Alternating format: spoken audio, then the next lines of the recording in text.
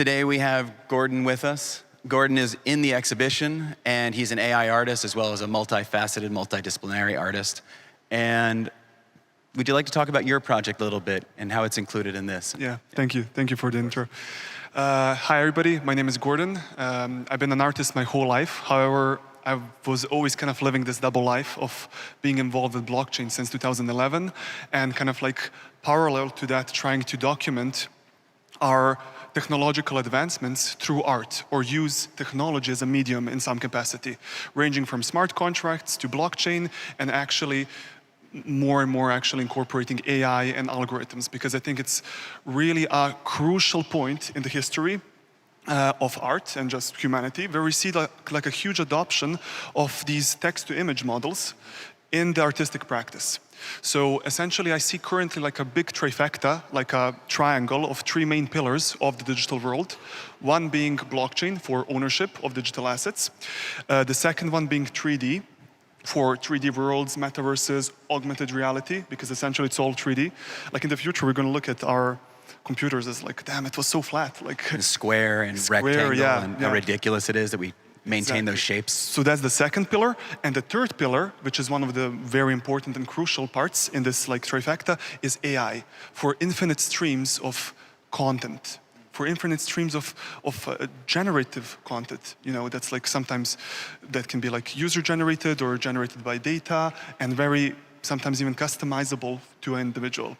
So essentially, in the project that we're actually exhibiting together here, I scanned every single artwork that I've ever produced as an artist, which was since I was a baby pretty much, till like a few weeks ago.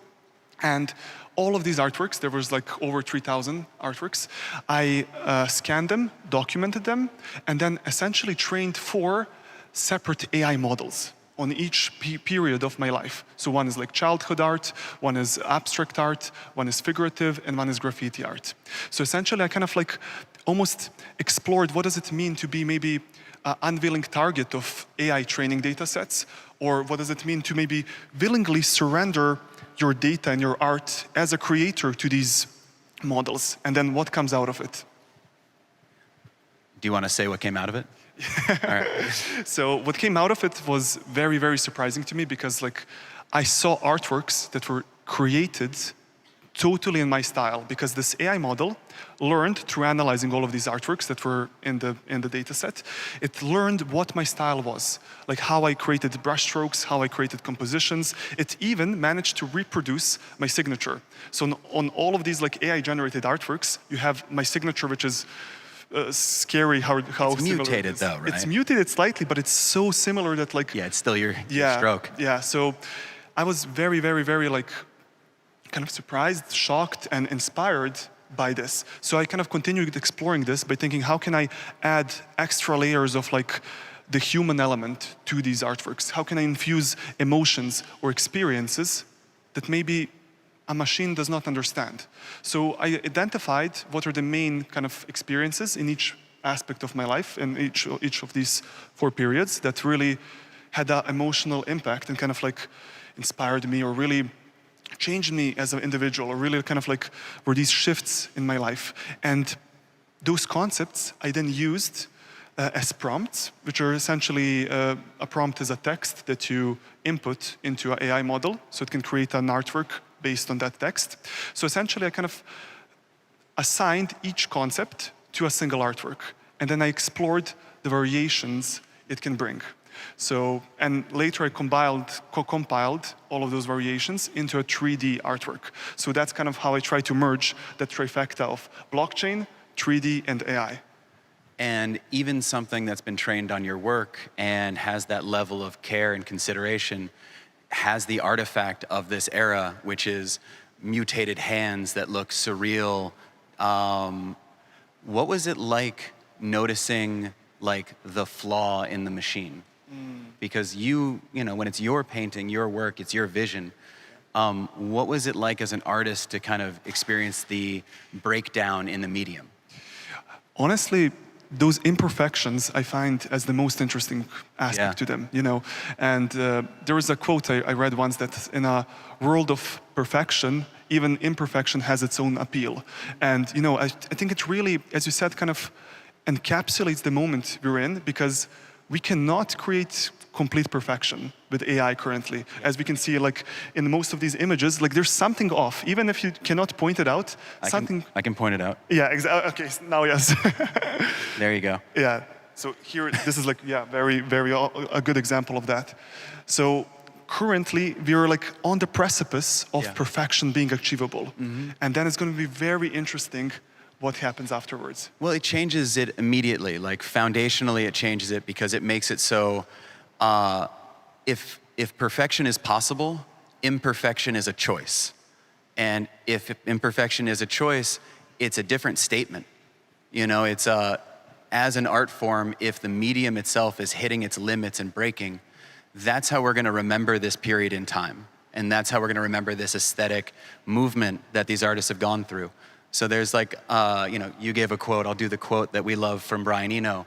And it's like, you know, whatever your nostalgia point is, whatever the flaw in the medium is, if it's the record popping as it plays, if it's like the tape hiss, or if it's the singer's throat cracking, like while it screams, that's the limitation of the medium. And it's also how we as a people remember that period in time and, you know, date stamp our nostalgia points. So as we see the momentous rise in AI interest, AI artwork, the level of expression that's coming out and the wave of people that are like trying to get their head around it, it's the first wave of it is like over. You know, it's really like, if it's not over now, it's over in the next 6 months, without a doubt, inarguably. So the work that comes out of it now that has these artifacts, we feel like that's worth showing in a museum. Our plan is to bring it together into an exhibition that can travel, and to be, you know, using it as a bit of a snapshot of the community and the people that are participating in AI art now. And it's kind of cute, you know, like we're doing that, we're asking them to kind of like, you know, put their hand up and be counted. And it's fun to have that also be the artifact that's broken. So, yeah. Yeah, totally. And I mean, that aesthetic is going to be considered vintage. I know. Well, the they're going to fake it, is what they're going to do, is like people are going to fake this aesthetic and lean into it. And there'll be pushback and all of that. But right now is the moment when it's authentic. Like these are the artists that were here at this point in time. These are the artists that were experimenting with the medium. And these are the pieces by those artists that we love that are, you know, unsettling for certain. I guess what we're gonna do now is open it up for questions. If anybody has, you know, a thought or wants to hear anything else about the show, happy to do it. Maybe while somebody thinks of a question, I wanted to add just sure, to that. And then that guy's got a question up. Okay, perfect. So I just wanted to add to this that like there's this concept of like the early days, you know, and usually people, you know, ask a lot of artists and creators, like, you know, there's my friends from Dada and Colborn and Dada's in the show. MLO. Oh, Dada's in the show. Dada's in the show. Absolutely. Yeah, but they usually say, oh, like those were the early days, or like they ask, how was it in the early days, or like, oh, if I was early, I would do this, you know. Sure. But the early days is a state of mind, and we are now in the early days. Like early days is all the time. It's just how we look into it. And now we are in this really early days of exploring these text-to-image models. Yeah. Also soon text-to-3D models. And what we do with them, how we explore them, will definitely impact its evolution and probably like art history in some way. So it's super exciting. And popular culture, and Exactly. the experimentations become the things that are copied. Yeah. And they become the norm. So it's really just people exposing each other to use cases and the way that you can experiment and catch something new and something fresh. Totally. Yeah. So Vandalo has a question.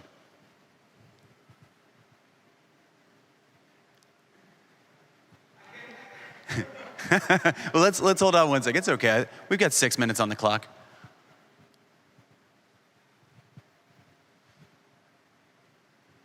Yeah, there we go.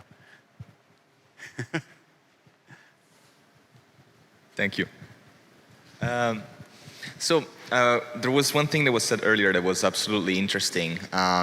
You ventured the idea of not only Can you speak up a little bit? Yeah, so you ventured the idea earlier that was very interesting, not only of artists using AI, but then the natural evolution that we are already seeing with data of AI artists. Absolutely. Then you ventured into the idea of AI curators and Absolutely. collectors. I know that Mocha has developed an AI critic almost. I'm not sure if it's evolved to a collector yet, but to me this still feels as giving the AI a sentiment of individuality.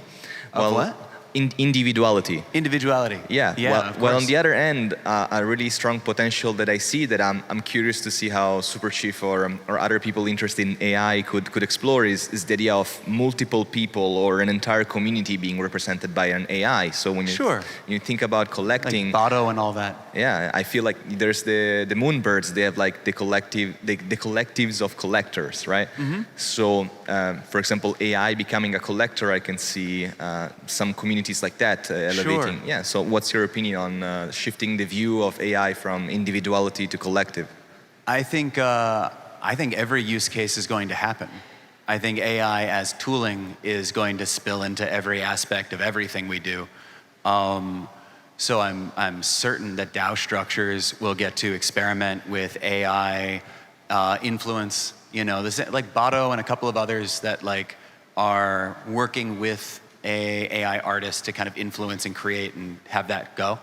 I'm really interested in when it becomes a mirror to the interactions that we already have, and we become exposed to another layer of all right, so like, of course I'm terrified of hypercapitalism, all right? And of course, like, that's a fucking nightmare, and we're already at the end of like late stage capitalism.